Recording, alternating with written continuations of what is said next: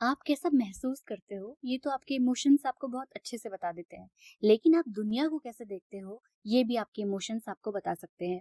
एक ही बारिश किसी किसान के लिए आशीर्वाद का काम करती है, लेकिन किसी ट्रैवलर के लिए वो बहुत बड़ी बाधा का काम करती है।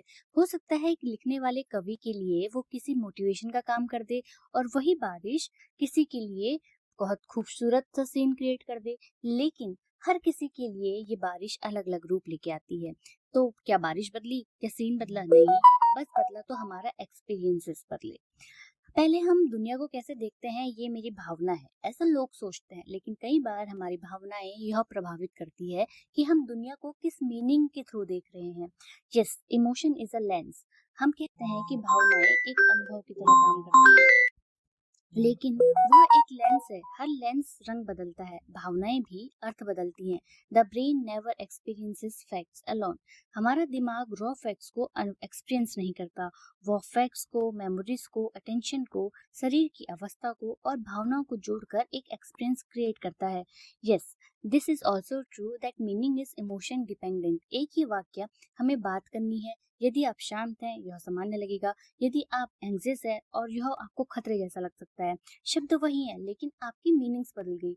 Yes, this is also true that emotion shapes perception. जब आप भयभीत होते हैं, डरते हैं, तो अनसर्टेनिटी भी खतरे जैसी लग सकती है। जब आप बहुत ऑप्टिमिस्टिक होते हैं तो आपको अनसर्टेनिटी पॉसिबिलिटी लग सकती है। घटनाएं नहीं बदली, इवेंट्स नहीं बदले, क्या बदली? आपके माइंड की जो एक्सप्लेनेशंस है वो चेंज हो गई। हमारा जो मूड होता है वो हमारी मेमोरी को एक शेप देता है। जब हम दुखी होते हैं ना, तो हमारी दुखद स्मृतियां आसानी से उभर जाती हैं। और जब हम बहुत ज्यादा खुश होते हैं तो हमारे पॉजिटिव एक्सपीरियंसेस हमको ज्यादा याद आते हैं। इस तरीके से हमारी जो इमोशंस हैं वो हमारे पास्ट को भी कलरफुल करने लगती हैं। There is a little big difference between identity and emotion. हम अक्सर कहते हैं कि यार मुझे बहुत गुस्सा है, लेकिन क्या आप सच में गुस्सा होते हो, या आप बस गुस्से को अनुभव कर रहे होते हो, फील कर रहे होते हो? यही अंतर है आइडेंटिटी इल्यूजन और इमोशन इल्यूजन में। एक होता है द सोशल इमोशन, ऐसा शब्द जो भावनाएं बताता है कि भावनाएं व्यक्तिगत ही नहीं होती, पर्सनल नहीं होती, बल्कि ये क्या होती है, सोशल भी हो सकती है।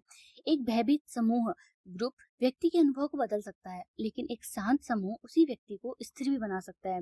यदि हर भावना दुनिया को एक अलग अर्थ देती है, तो क्या हम वास्तविकता देखते हैं या अपनी वर्तमान आंतरिक अवस्था का प्रतिबिंब हर जगह देख रहे होते हैं?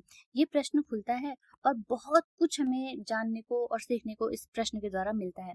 योग हमें सिखाता है कि भावनाओं को दुश्मन नहीं मानना चाहिए।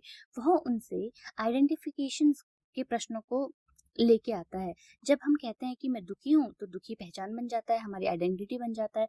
जब हम कहते हैं कि मैं दुख का फील कर रहा हूँ, तो हाँ, हम कहीं ना कहीं उसे ला रहे हैं, साक्षी भाव में ला रहे हैं। हम अक्सर अपनी भावनाओं को सत्य का प्रमाण मान लेते हैं कि यस, हमारे जो इमोशंस है हमें ट्रू बता रहे हैं, वो हमें कभी गलत रास्ता नहीं बताएंगे। ऐसा हो सकता है, लेकिन ये एक प्रोबेबिलिटी का केस है। लेकिन भावनाएं जो हैं वो अनुभव हैं, अनुभव यानी फीलिंग्स है आपकी। और अनुभव हमेशा, एक्सपीरियंस आप हमेशा आप बाहरी वास्तविकता का पूर्ण मानचित्र नहीं होता। मैं वही कह रही हूँ कि थोड़ा बहुत शोडो हो सकता है, कि थोड़ा बहुत आप उससे अनुमान लगा सकते हैं, गैस लगा सकते हैं, लेकिन आप टोटली उस पर डिपेंडेंट नहीं हो सकते। हम दुनिया को जैसे वह है वैसे नहीं देखते। हम उसे कैसे देखते हैं? जैसे हमारा माइंड उसे क्या कर रहा है, मतलब उसको एनालिसिस कर पा रहा है। उस हमारा माइंड जैसे जो सीन्स चल रहे हैं हमारी आंखों के सामने, उसको किस तरीके से एनालाइज कर रहा है, किस तरीके से परसेप्शन बना रहा है, हम वही तो गेन करेंगे। जो हमारे इमोशंस हैं वो संसार को तो नहीं बदलती, ये वही संसार के अनुभव को बदल सकती है। संसार तो अपनी जगह पे ही रहेगा ना, जिसने जैसा करना है वो तो अपनी जगह पे ही करेगा। लेकिन हम क्या कर सकते हैं, अपने परसेप्शन को क्या कर सकते हैं, चेंज कर सकते हैं।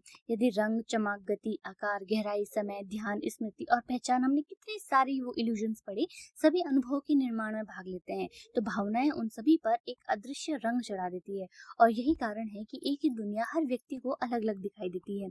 चैप्टर 10th में हमने क्या जाना, इमोशन इल्यूजन जाना, कि क्या हम दुनिया को देखते हैं या अपनी आंतरिक अवस्था के को प्रतिबिंब के रूप में देख रहे होते हैं। मतलब जो हमारे अंदर चल रहा है वही हम संसार में देख रहे होते हैं।